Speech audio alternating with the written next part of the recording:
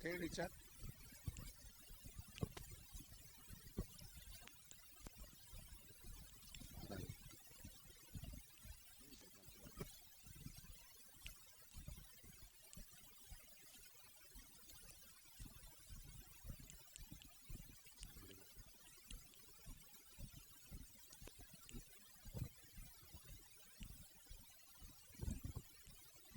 Selamat sore. Ini saya dapat tugas dari dua tokoh ini untuk sedikit menjelaskan apa yang akan kita lihat sebentar lagi.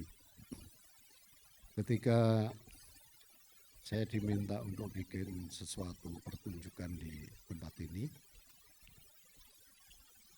saya berpikir kira-kira apa ya, sebuah candi di mana sudah tidak ada perbandingan saya dengan apa yang ada di Jawa Tengah, terutama kalau kaitan dengan seni pertunjukan itu Candi Ramayana Prambanan itu pertunjukan di sana memang menjadikan seni pertunjukan Wiracarita Ramayana yang dipahat menjadi relief dengan sangat sempurna di Prambanan.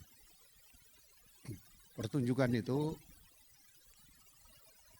dipentasin pertama tahun 62, gagasan dari Menteri Pariwisata pertama, yaitu Jenderal Jatikusumo, yang kebetulan dia itu anaknya Pakubono ke-10 yang memang mendidik anaknya sejak kecil harus bisa menguasai tari sastra karawitan. Meskipun sesudahnya ternyata banyak yang menjadi jenderal. Tapi Soekarno waktu itu presiden menunjuk Jatikusumo menjadi Menteri Pariwisata pertama. Nah, program dia langsung dia membuat pentas Ramayana Prambanan di candi di mana Ramayana dipahat. Dia bilang, memang ini tidak orisinil gagasan saya. Ini dia saksikan di Angkor Wat sebelumnya, di mana Ramayana dipentaskan di kuil yang sangat spektakuler Angkor Wat itu. Jadi ketika saya diminta untuk pentas di sini, rujukan saya tentang Ramayana itu membuat saya agak bingung karena seperti kita lihat tidak ada arca di sini, tidak ada sculpture yang kalau di Ramayana tinggal pose-pose arca itu kita hidupkan saja menjadi sebuah tarian kira-kira. Jadi ada hubungan langsung antara yang visual, arsitektural, dan seni pertunjukannya. Candinya juga sudah tidak ada. Yang ada adalah plaza-plaza yang sangat keren, tulundakan-tulundakan yang sangat inspiratif. Nah, saya berpikir kira-kira tema apa yang bisa mengikat penduduk di Jambi ini supaya mereka datang nantinya melihat pementasan yang bicara tentang minimum inspirasi dari bangunan abad ke-7, optimumnya kalau dia bisa, kalau datang ke sini dapat inspirasi tentang apa ini Jambi. Saya teringat pada beberapa, termasuk satu film yang lama sekali dulu diputar di tim, The Cranes Are Flying. Itu film Rusia tentang ribuan burung terbang. Adegan awalnya begitu, endingnya itu. Mendadak aku ingat film itu, dan ternyata Cranes Are Flying itu juga mendeskripsinya adanya migrasi burung ribuan dari Rusia ketika musim winter yang sangat dahsyat di Rusia itu, tidak ada satu ekor burung pun akan selamat karena akan beku. Terjadilah migrasi burung ke ekuator dan tepatnya ke Australia lewat Jambi. Dan anehnya migrasi itu sudah ratusan tahun berlangsung sampai sekarang. Jadi bulan Oktober, November, Desember itu tepatnya tidak lagi di Jambi, tapi saya harus naik mobil 8 jam, nyebrang sungai, ganti mobil, ganti sepeda motor, akhirnya bersama dengan teman saya, Profesor Mahdi Bahar dari Unijam dan Mas Oto, ya kita sama-sama remaja, umurnya udah 80 semua, itu mencari burung itu dan ketemu. Mas Oto Siddhartha itu seorang komposer yang sejak dia mahasiswa IKJ, dia selalu suka mendengar suara. Mungkin pengaruhnya tentang John Cage dalam sekali dari dia. Nah, dia mendapat beasiswa tahun 70 ke Belanda dan dia 6 tahun di Belanda belajar tentang penggunaan komputer untuk bisa menangkap suara-suara, termasuk suara yang tidak bisa didengar dengan kuping.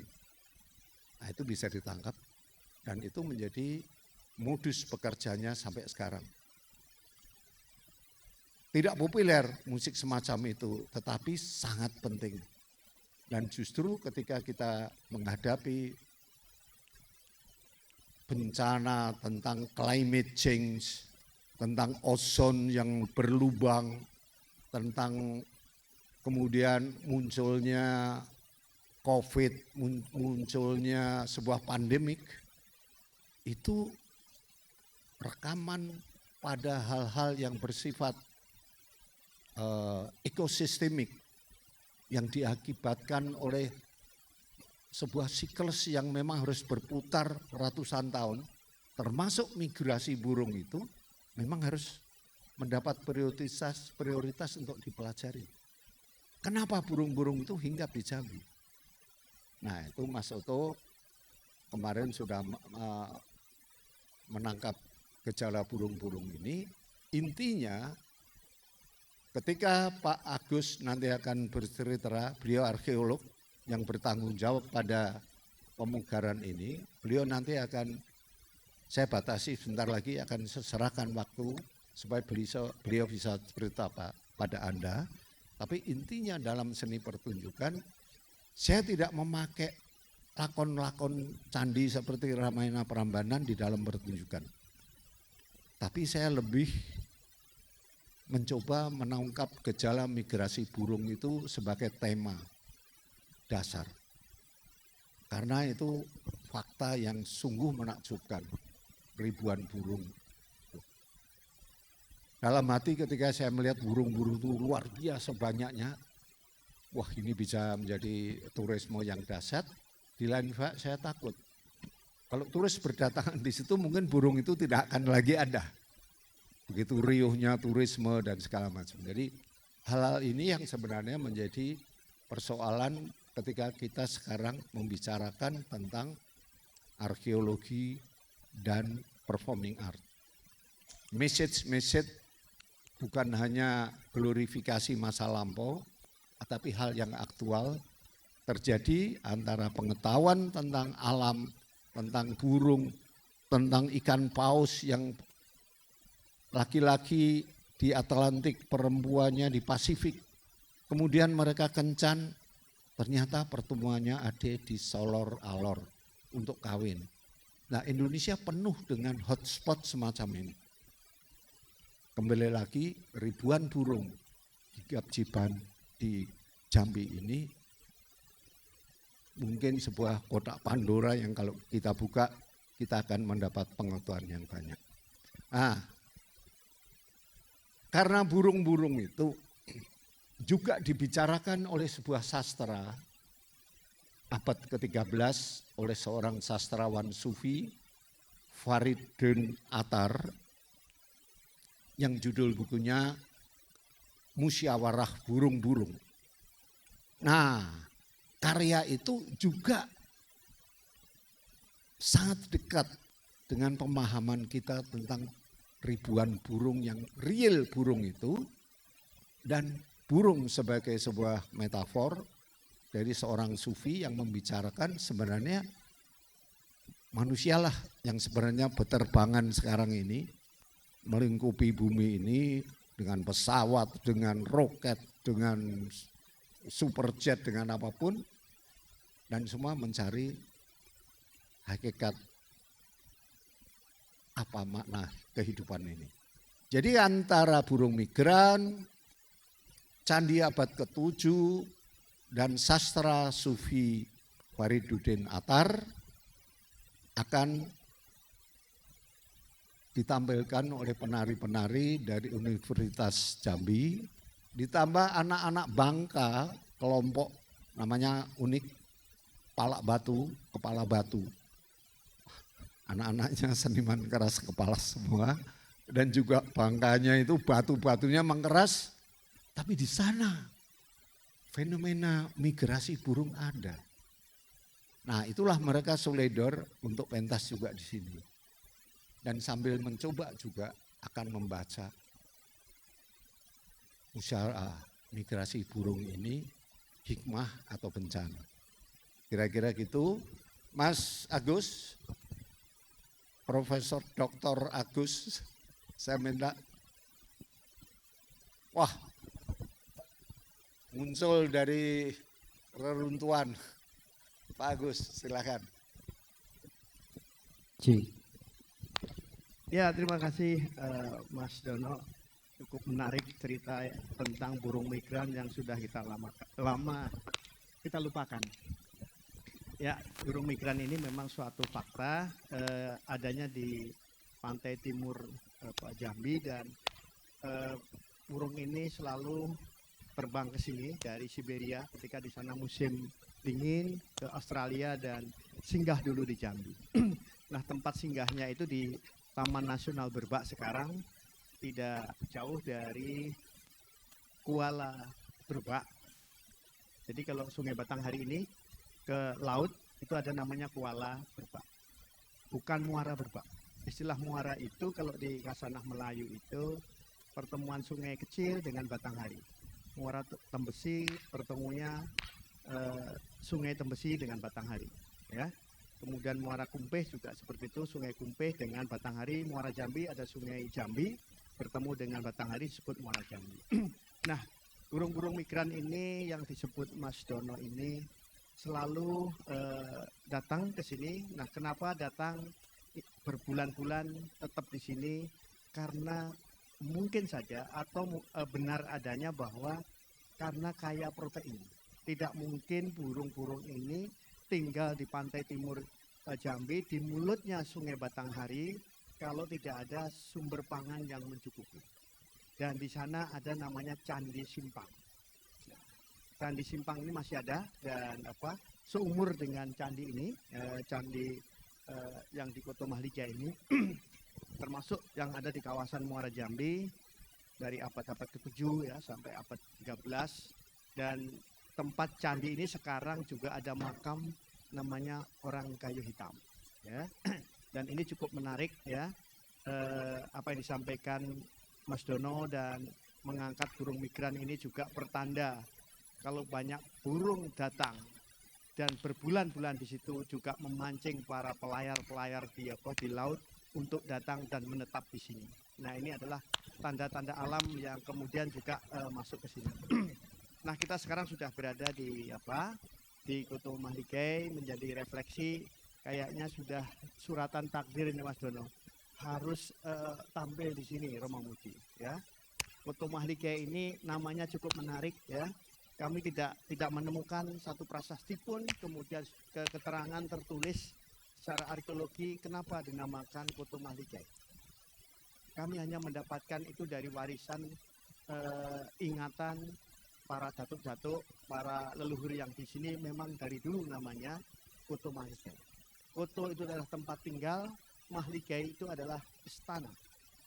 Ya, orang Sumatera Mahligai, Mahliko, dan seterusnya. Bahkan ada ungkapan kalau orang pas lagi muda-mudi, kemudian mau menikah, dan ketika menikah, kalian berdua sudah ada di Mahligai cinta. Artinya sudah tidak ada cinta lagi. Jadi sudah di atas cinta. Apa itu? Mungkin Romo Muji tahulah apa? Sunyata. Kira-kira seperti itu. Saya tidak tahu apakah dulu Koto Mahligai ini juga wihara ya. Juga tempat tinggal para guru-guru atau para ya katakanlah maha guru atau juga para agamawan yang memang sudah tingkatannya tinggi. Ya. Ini adalah wihara. Kita bisa lihat begitu kita masuk ada gerbang utama di sini menghadap ke sungai.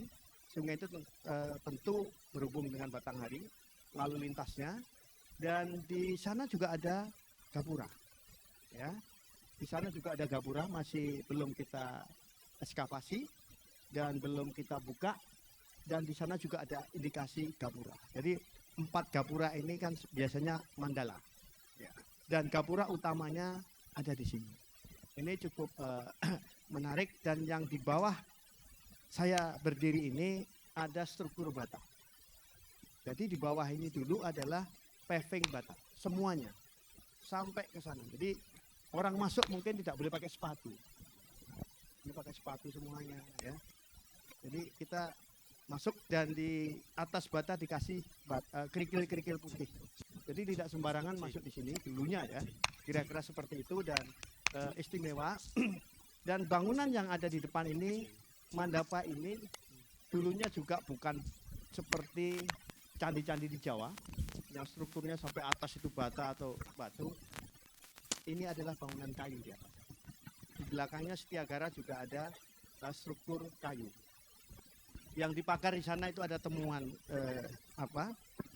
kayu yang ada pasak-pasaknya, dan istimewanya Romo, ini Romo karena ada di sini, Mahligai ini atapnya dulu juga dari genting, dari bangunan kayu di atas Setiagara, dan gentingnya bukan main-main. Anda bisa lihat nanti di sana yang kita ada rumah kaca itu, di bawahnya ada genting-genting berglasir dari Cina, dan bentuknya adalah kelopak bunga teratai. Jadi ini bangunan ini istimewa, artinya dari sisi arsitektur, pemilihan bahan, ini kan bukan biasa-biasa saja. Nah, kemudian kita juga menemukan arca-arca penting di sini.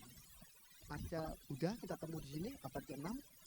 Kemudian di sana juga ada arca Awalokiteswara di pintu gerbang, dan di depan Setiagara ini ada arca gajah. Kita belum bisa menunjukkan karena museumnya belum jadi. Ini artinya apa? Wihara ini tempat tinggal katakanlah agamawan ini, kalau lihat candinya, kemudian temuannya, kemudian juga namanya mungkin juga, ini tentu kalau kita runut dari sebaran candi dari timur ke barat, ini adalah candi yang paling ujung, yang paling barat. Ya, dari timur pinggir Sungai Batanghari ke barat, timur lupa ada temuannya material tentang pemukiman banyak. Makin ke datan makin tipis, dan di sini di luarnya kita tidak menemukan begitu banyak temuan pemukiman. Jadi ini adalah paling ujung dari percandian Muara Jambi. Dan candi-candi Muara Jambi umumnya gerbangnya menghadap ke timur, matahari terbit. Tapi ini 4. Dan paling ujung lagi di sana ada stupa buatan dari tanah yang sekarang kita sebut dengan Bukit Perak. Saya nggak tahu Bukit Perak itu dari mana namanya, tetapi kita gali dari ingatan masyarakat setempat, itu dari dulu namanya memang Bukit Perak. Tetapi dalam catatan Atisa disebutkan bahwa ketika dia mendapatkan bodhicitta ditasbiskan di tempat yang namanya Silvery Peresal, jadi payung perak. Jadi ini adalah potongan-potongan ingatan masyarakat yang memang secara ilmiah harus kita buktikan. Tapi potongan-potongan ingatan masyarakat ini penting, ya, namanya, toponiminya, kemudian juga nanti temuan-temuannya. Memang kita tidak bisa memberi kesimpulan yang begitu keterangan lengkap karena kita baru memulai.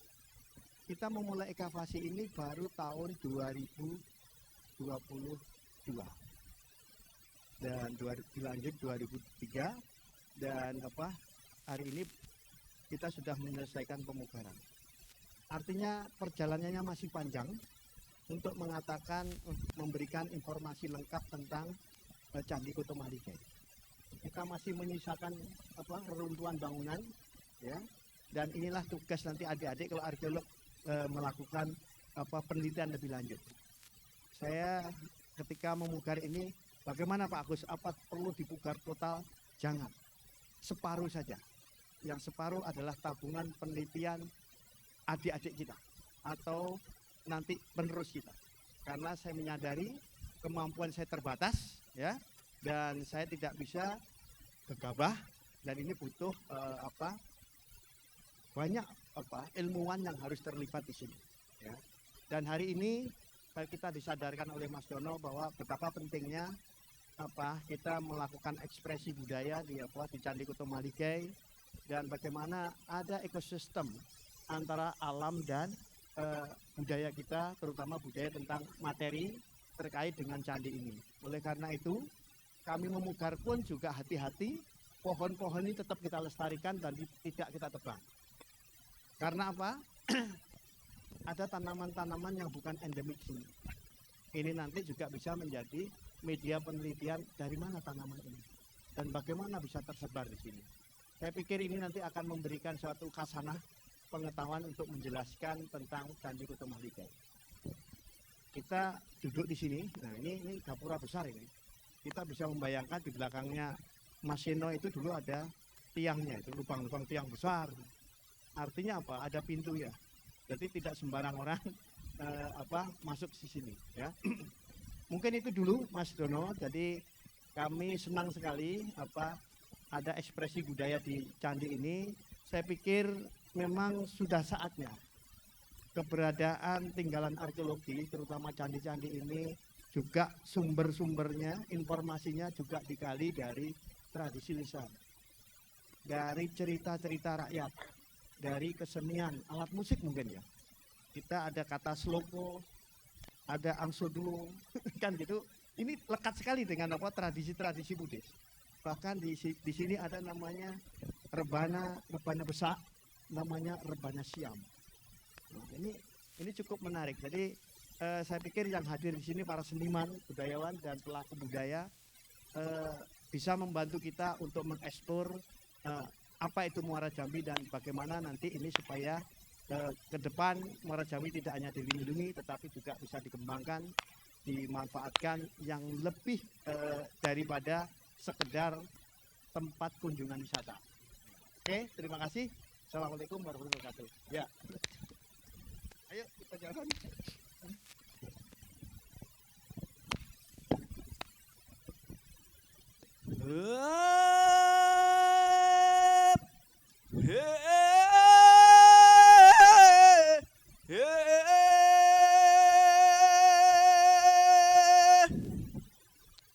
Hai saudara-saudari semua yang ada di sini, mari menari dalam berseni Indonesia Raya di candi yang ada di Jambi, wahai semua.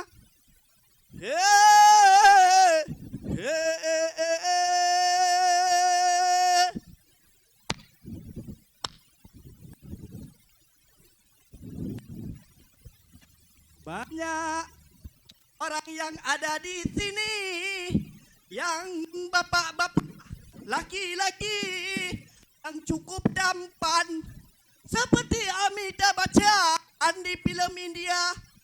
Ada ibu-ibu, kakak-kakak, adik-adik semua yang cukup manis, seperti buah manggis, makanan di Raja.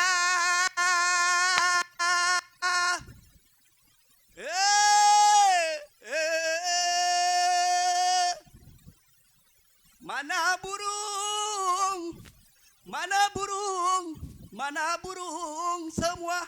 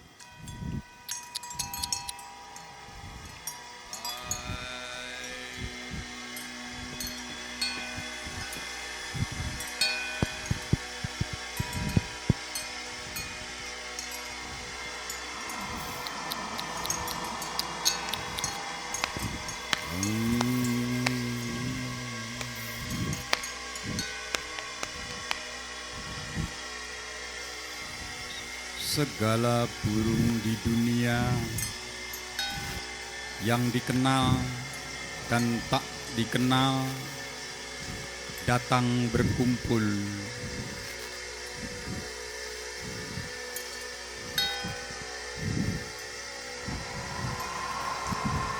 Lalu seekor burung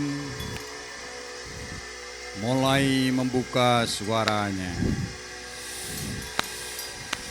Hai, tiada negeri di dunia ini yang tak beraja. Maka bagaimana mungkin kerajaan burung-burung tanpa penguasa? Burung yang lain pun menyaut, keadaan demikian tak bisa dibiarkan terus. Kita mesti berusaha bersama-sama untuk mencarinya. Karena tiada negeri yang mungkin memiliki tata usaha yang baik dan tata susunan yang baik tanpa raja.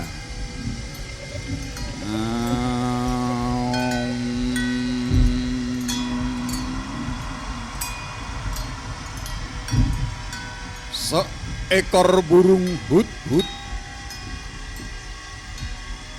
datang di hadapan mereka para burung-burung, dan burung-burung itu menyambutnya dengan khidmat. Burung hut-hut pun bicara kepada mereka, kita mempunyai raja sejati. Ia tinggal di balik gunung-gunung Kaf, barisan gunung yang melingkungi bumi. Namanya Simur. Ia raja segala burung. Ia dekat dengan kita, tetapi kita jauh darinya. Tempat persemayamannya tak dapat dicapai, dan tiada lidah yang dapat mengucapkan namanya.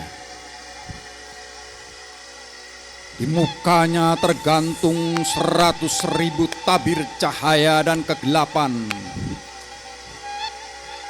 Dan dalam kedua dunia itu tak ada yang dapat menyaksikan kerajaannya. Ia raja yang berdaulat raya dan bermandikan kesempurnaan dari keagungannya. Aku akan merasa bahagia menemukan biar hanya jejaknya saja. Hoi burung-burung, cucilah tangan kalian dari kehidupan ini bila kalian ingin disebut pengamal. Bila kalian menyerahkan diri dengan manis, sang kekasih pun akan memberikan seluruh hidupnya pada kalian.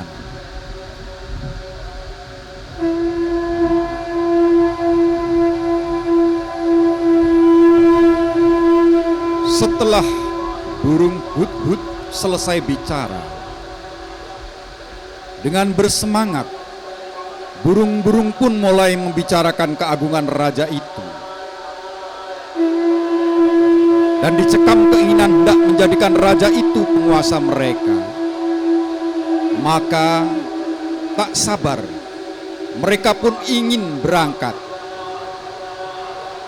Mereka memutuskan untuk pergi bersama-sama. Tetapi ketika mereka mulai menyadari betapa jauh dan pedihnya perjalanan mereka nanti, maka mereka pun ragu-ragu. Dan meskipun jelas mereka berkemauan baik, namun mereka mulai berdalih menyatakan keberatannya. masing-masing menyatakan keberatan sesuai dengan wataknya.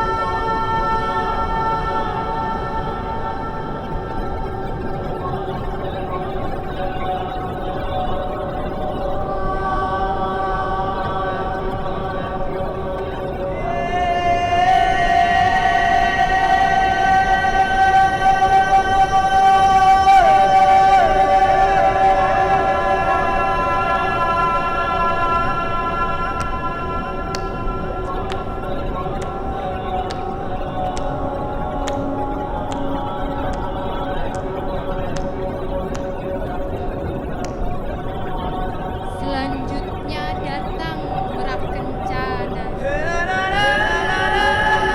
dengan bulu-bulu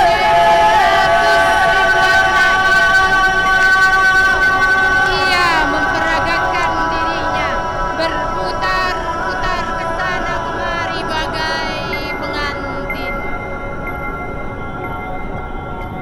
Pelukis dunia raya ini mempergunakan kuas jin di tangannya untuk membentuk daku. Tetapi meskipun aku ini Jibril di antara burung-burung, nasibku tak layak diirikan. Aku beramah-ramahan dengan ular di surga dunia ini, dan lantaran itu dengan hina aku terusir. Mereka lepas aku dari kedudukan yang dipercayakan padaku itu. Mereka yang mempercayai diriku itu, dan kakiku menjadi penjara. Namun aku selalu berharap agar ada petunjuk jalan yang bermurah hati mau menuntun aku keluar dari tempat gelap ini dan membawaku ke rumah besar yang tinggal berdiri selamanya. Aku tak mengharapkan akan sampai ke hadapan raja yang kau sebutkan itu. Cukuplah bagiku untuk sampai ke gerbang. Bagaimana dapat kau harapkan diriku berusaha untuk sampai ke hadapan simu? Karena aku telah tinggal di surga dunia. Hai burung merak, kau tersesat dari jalan yang benar itu. Istana raja itu cukup bagus dari sorgamu. Tak ada yang lebih baik bagimu selain berusaha untuk sampai ke sana. Istana itu tempat tinggal bagi jiwa. Ia keabadian. Ia tujuan keinginan kita yang sebenarnya. Pemukiman hati, tempat duduk kebenaran. Bila kau ingin sempurna, carilah kesemestaan, pilihlah kesemestaan, jadilah kesemestaan. Ayam hutan lalu mendekat, cantik tetapi sombong. Tersipu-sipu ia bangkit dari harta mutiaranya dalam pakaian fajar itu. Aku suka mengelana di antara reruntuhan karena aku menyukai batu-batu mulia. Benda-benda itu telah menyalakan api di hatiku, dan ini membuatku merasa pulas. Cinta akan benda lain bersifat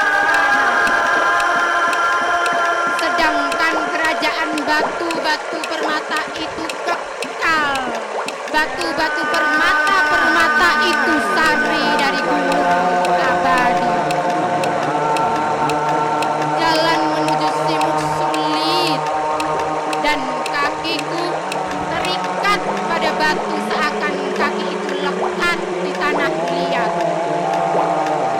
bagaimana mungkin aku berharap akan pergi dengan berani ke hadapan Simuk yang besar dengan tangan di kepala, kaki di lumpur.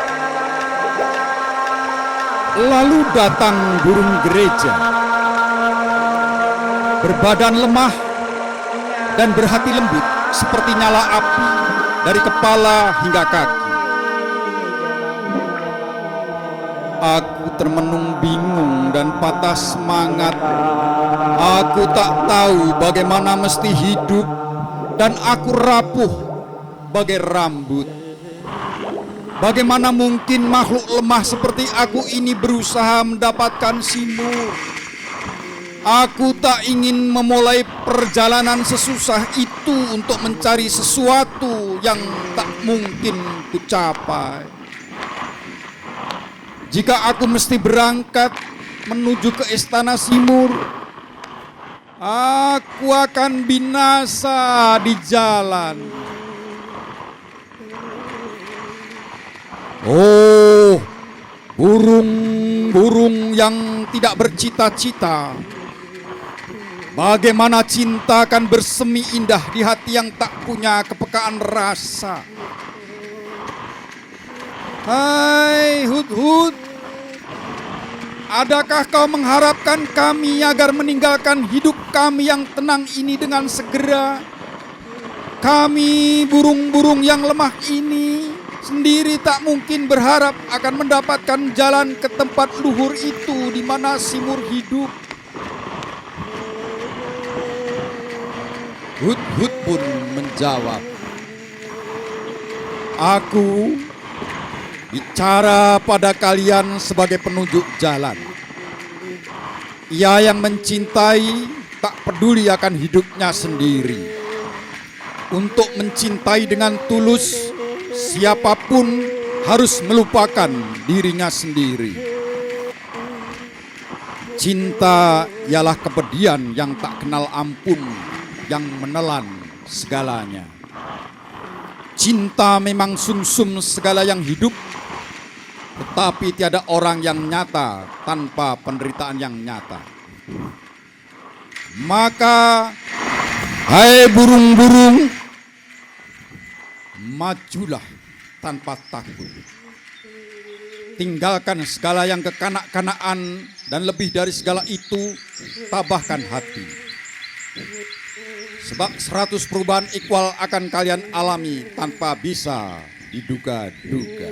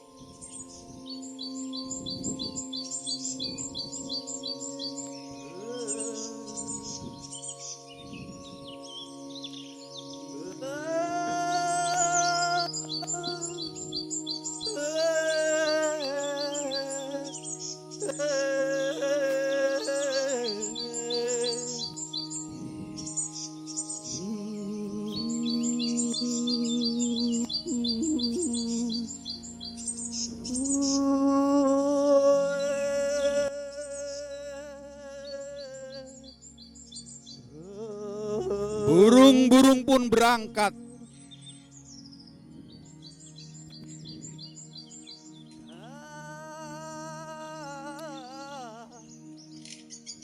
Takut dan cemas kepada murid yang bertanya, entah di mana dunia ini.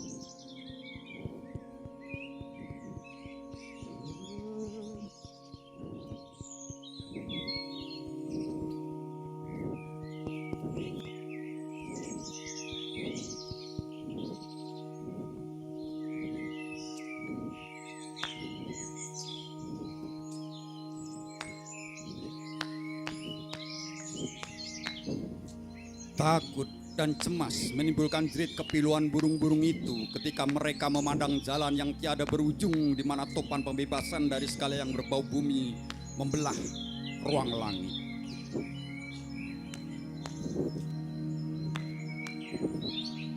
Lalu seekor burung berteriak, "Aku tak kuat menempuh perjalanan ini. Aku terlalu lemah untuk melintasi lembah demi lembah.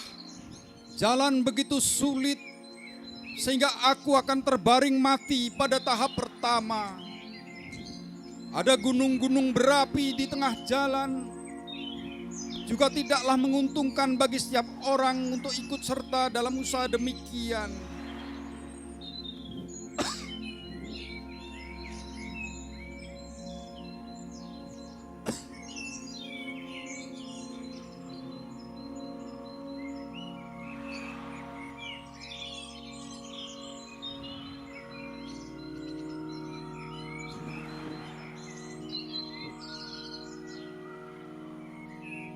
Selama kau terapung-apung di lautan dunia yang dalam, ombak-ombaknya akan menerima dan menolakmu berganti-ganti. Kadang-kadang kau akan diperkenankan sampai Ka'bah, kadang-kadang pula kau akan menarik panjang berada di sebuah kuil. Jika kau berhasil menarik diri dari keterikatan dengan dunia ini, kau akan menikmati kebahagiaan. Tetapi jika kau tinggal terikat, kepalamu akan berpusing-pusing bagai batu giling pada perkakas penggiling. Aku penuh dengan kesalahan, maka bagaimana aku akan berangkat menempuh jalan itu? Mungkinkah seekor lalat kotor layak bagi simur di pegunungan Kaukasus? Bagaimana mungkin pendosa yang berpaling dari jalan yang benar akan mendekati raja? Oh, burung yang kehilangan harapan,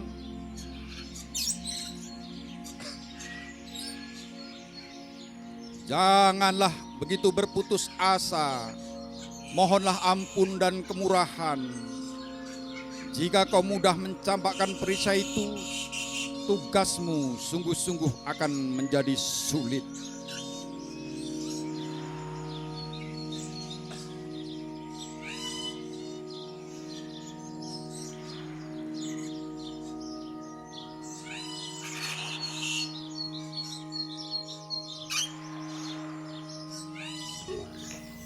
Katakan pada kami, oh kau yang memimpin kami ke tempat Sri Baginda yang tak dikenal, apakah yang paling dihargai di istana itu?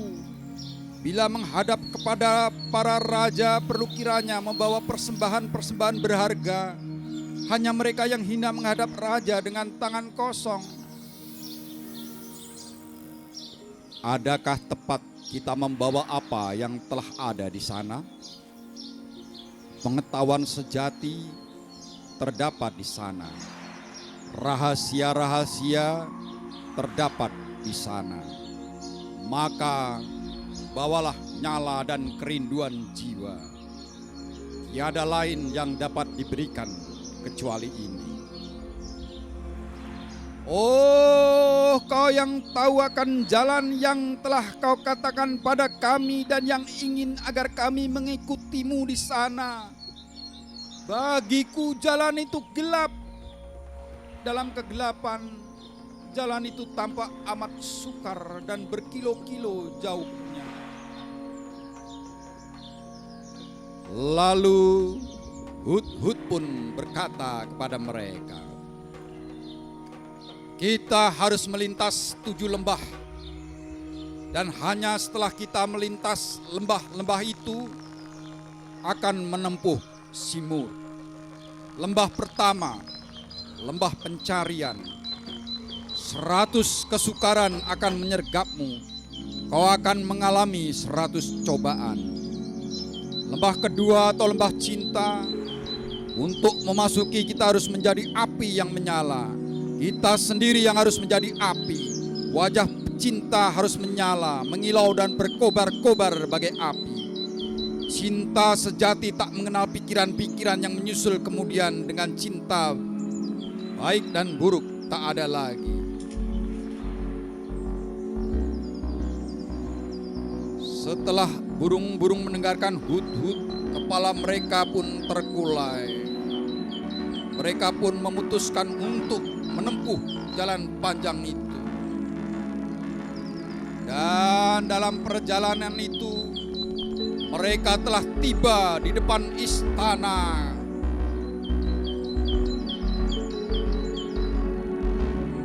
Kepala rumah tangga keraton itu pun membukakan pintu. Dari puluhan ribu, hanya 30 yang berada di depan pintu gerbang istana. Ketika 10 burung dari dunia luar ini menatap sang Simur dari dunia dalam. Mereka tak tahu apakah mereka masih tetap mereka atau apakah mereka akan telah menjadi Simur. Kalian yang hanya 30 burung saja sepantasnya merasa kagum, tak sabar dan heran. Tetapi aku lebih dari 30 burung itu. Aku hakikat sang Simur yang sejati itu sendiri. Maka leburkan diri kalian pada diriku dengan jaya dan gembira. Dan dalam diriku kalian akan menemukan diri kalian sendiri. Di jalan itu kau akan berangkat dalam kehormatan.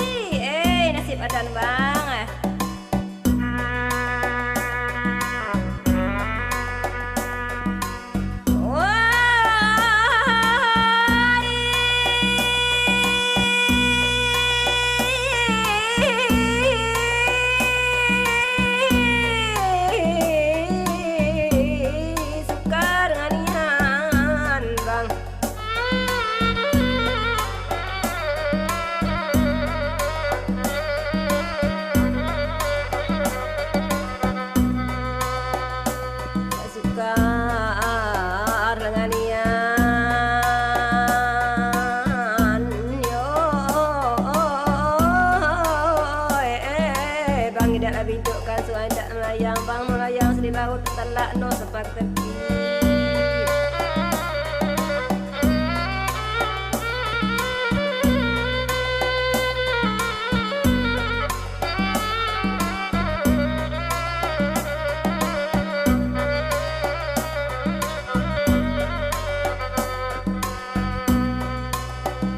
Sampai laku tapi oi bang sayang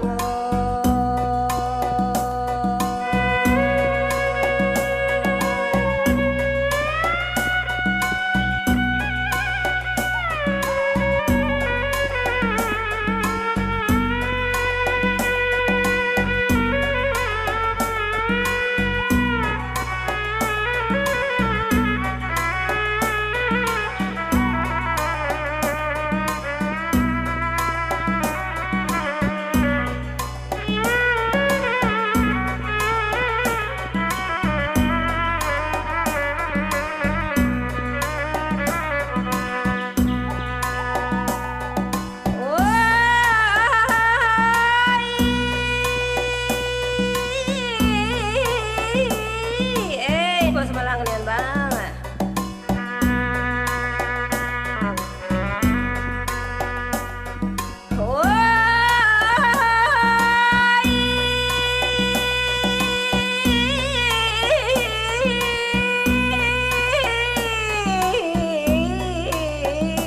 Jadi nang apa ya bang?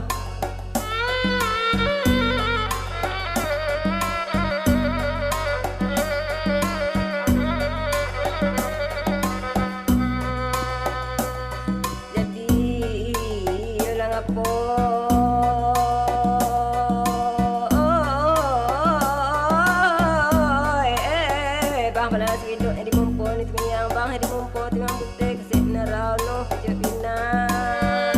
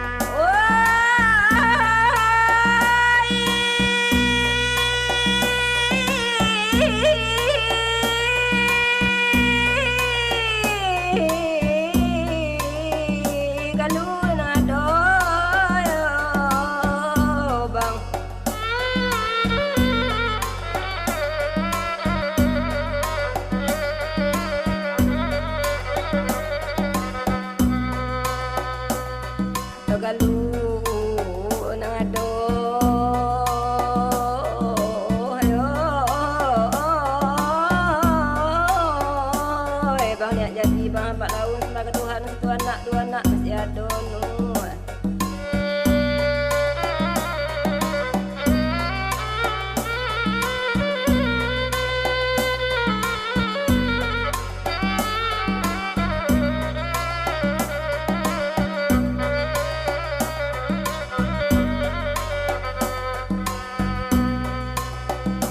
dendam hati oi bang sayang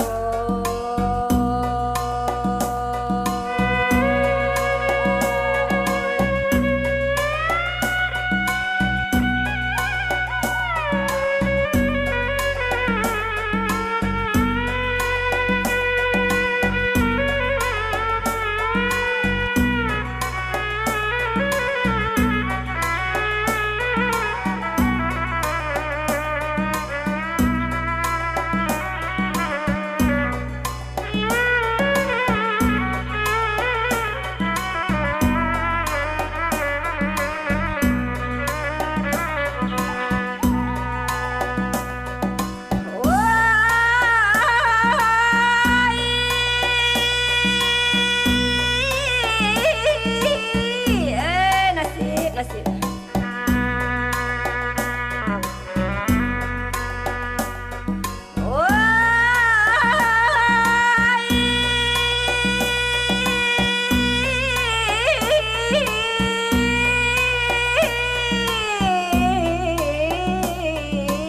lebih sangat nih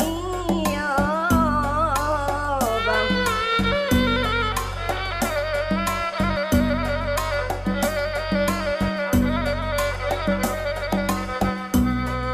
lebih sama nih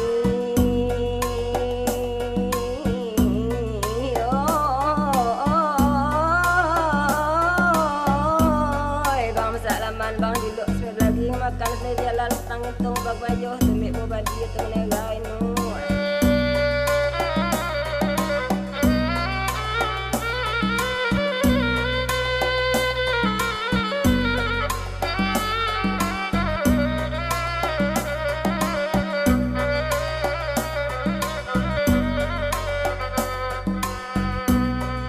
jatuh menegai